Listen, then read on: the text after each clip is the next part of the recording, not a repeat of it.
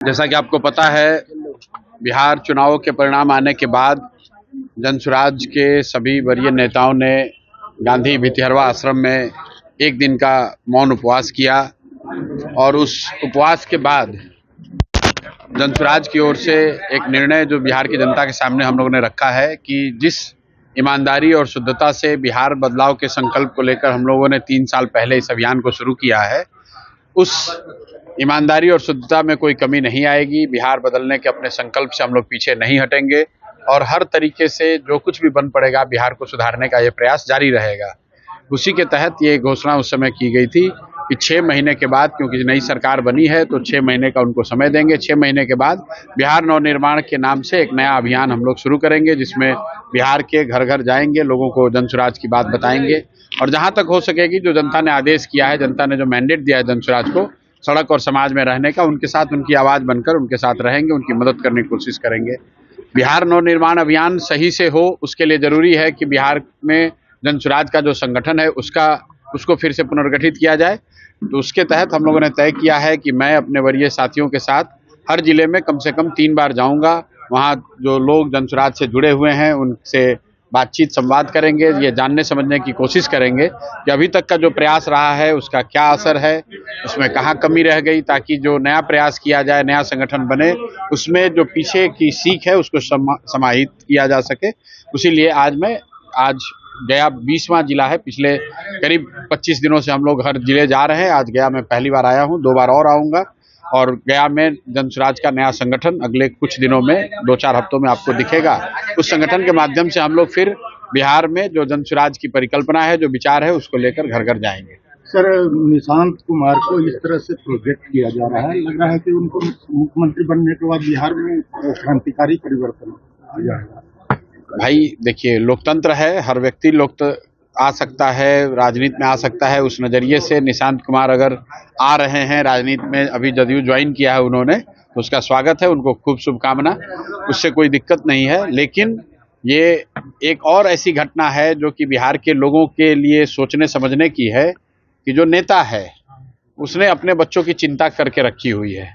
वो नेता चाहे बूढ़ा हो, युवा हो, अगड़ा हो, पिछड़ा हो, स्वस्थ हो, बीमार हो, नेता ने अपने बच्चों की चिंता कर रखी है।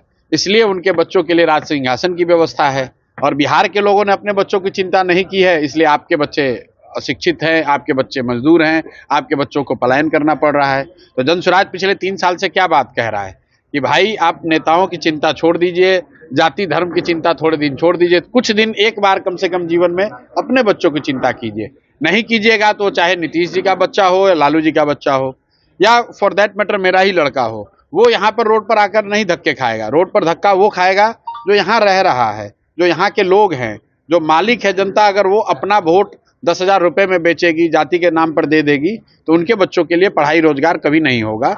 और नीतीश कुमार का लड़का आए या लालू जी का लड़का आए, वो तो नेताओं के लड़के ही आएंगे। जनसुराज की जब अभियान शुरू हुआ तभी हमने कहा है कि बिहार में पिछले 30 साल में 1200-1250 परिवार के लोग ही यहाँ पर विधायक सांसद बने हैं। 1200 परिवार के बाहर आज तक सत्ता गई ही नहीं है। चाहे किसी पार्टी की सरकार हो, कोई नेता रहे, कोई हारे कोई जीते, 1200 परिवार से आगे बिहार की सत्ता गई नहीं है। तो वो इसलिए नहीं गई है क्योंकि बिहार सत्ता में आना, वो नेता का लड़का ही नेता बनेगा। अगर आपके पास पैसा नहीं है, अगर आपके पिताजी विधायक मंत्री नहीं है, तो आप राजनीति में नहीं आ सकते हैं, आने में बहुत कठिनाई है। उसी व्यवस्था को तोड़ने के लिए तो जनसुराज में इतना बड़ा प्रयास हम लोग कर रहे हैं। सर, पहली बार बिहार में कोई मुख्यमंत्री अपना पद छोड़कर राज्यसभा में जा रहे हैं। कुछ लोग का कहना है कि ये नीट छात्रा मामला कांड से भी इससे संबंधित कुछ नहीं। देखिए, इस तरह ये तो कंजेक्चर्स हैं, इस तरह के जब तक आपके हमारे पास प्रमाण नहीं है तो इस तरह की बात कहना ठीक नहीं है। मुझे ऐसा लगता है कि नीतीश कुमार जी का मुख्यमंत्री पद छोड़ना करीब करीब ये पहले से तय है और कम से कम जनसुराज में मैंने या जनसुराज के हमारे साथियों ने हम लोगों ने चुनाव से पहले भी कहा है कि एक तो चुनाव वो जीतेंगे नहीं और अगर गलती से जीत भी गए तो बिहार में वो मुख्यमंत्री नहीं रहेंगे। क्यों कहा था? इसलिए कहा था कि मानसिक शारीरिक तौर पर नीतीश कुमार जी अब मुख्यमंत्री के पद का जो दायित्व है उसको लेकर चलने के लिए सक्षम नहीं है। चुनाव इसलिए जीते क्योंकि उन्होंने 10-10 हजार रुपये बांटा है।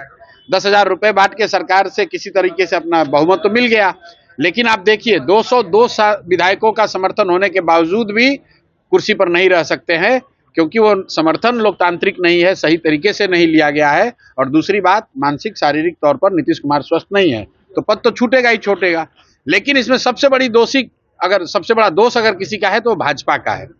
भाजपा का इसलिए है क्योंकि अगर आपको, हमको, सबको मालूम है कि नीतीश जी स्वस्थ नहीं है, तो भाजपा के प्रधानमंत्री मोदी जी को कैसे नहीं पता है, अमित शाह को कैसे नहीं पता है। लेकिन बिहार की जनता को भ्रमित करने के लिए नीतीश कुमार को सामने खड़ा करके चुनाव जीत गए, और अब उनको हटाकर कोई अपना ऐसा आदमी बनाना चाहेंगे जिसको वो रिमोट कंट्रोल के जरिए, मोबाइल के जरिए, व्हाट्सएप के जरिए दिल्ली से बैठ के सरकार चलाए। तो बिहार में पहली बार ये राज्यसभा को जा रहा है, ये घटना नहीं है। पहली बार ये होगा कि गुजरात के लोग बैठकर बिहार में शासन करेंगे रिमोट कंट्रोल के जरिए। कोई यहाँ अपना प्रॉक्सी भाजपा का बना देगा और गुजरात के लोग गुजरात के हितों को ध्यान में रखकर बिहार में शासन करेंगे। सर, नीतीश कुमार भावनात्मक ट्वीट करते हैं और उसके बाद फिर कुछ दिन के बाद समृद्धि यात्रा पर भी निकल जाते हैं। नीतीश कुमार ट्वीट नहीं करते हैं। नीतीश कुमार की अब हालत ये नहीं है कि वो ट्वीट कर सके। उनके इर्द गिर्द जो अफसर नेता हैं वो लोग ट्वीट करते हैं, वही लोग उनका कार्यक्रम बनाते हैं। नीतीश कुमार की ओर से वही बोलते हैं। आप लोग तो खुद पत्रकार हैं, नीतीश कुमार जी ने कभी पत्रकारों के सामने आकर कभी कोई बात कही है? वो कहने की स्थिति में ही नहीं है। वो लिखा हुआ पढ़ते हैं स्टेज पर, मुख्यमंत्री की सुरक्षा है, कोई नजदीक नहीं जा सकता है, जो लिख के दिया जा रहा है वो बोल रहे हैं। सर, नीतीश कुमार समृद्धि यात्रा पे जा रहे हैं, घोषणा कर रहे हैं, उधर राज्यसभा के नामांकन दाखिल किए हैं। भाई, किसकी समृद्धि की बात कर रहे हैं? बिहार आज भी देश का सबसे गरीब और पिछड़ा राज्य है। सबसे ज्यादा अशिक्षित, सबसे ज्यादा बेरोजगार, सबसे ज्यादा पलायन वाले लोग बिहार में रहते हैं। और उस राज्य में 20 साल शासन चलाने वाले नीतीश कुमार समृद्धि यात्रा पर निकल रहे हैं, तो इससे बड़ी अतिशयोक्ति क्या होगी? नीतीश कुमार समृद्धि यात्रा पर हैं और चुनाव के बाद 50 से ज्यादा बिहार के बच्चे मजदूरी करते हुए देश के अलग अलग हिस्सों में उनकी मृत्यु हुई है। किस समृद्धि की आप बात कर रहे हैं? बिहार के बच्चों के शरीर पर कपड़ा नहीं है। 10, 12, 15 हजार रुपए के लिए 1 करोड़ से ज्यादा लोग जाकर बिहार देश के अन्य हिस्सों में मजदूरी कर रहे हैं, और आप बिहार में समृद्धि यात्रा निकाल रहे हैं। तो समृद्धि का ये नया डेफिनेशन है जो सिर्फ शासकों के लिए समृद्धि है, बिहार की जनता के लिए समृद्धि नहीं है, बिहार के गरीब लोगों के लिए समृद्धि नहीं है। नीतीश कुमार, उनसे जुड़े हुए लोग, उनके दल के लोग, अफसरों की समृद्धि जरूर है, इसलिए उनकी समृद्धि यात्रा चल रही है।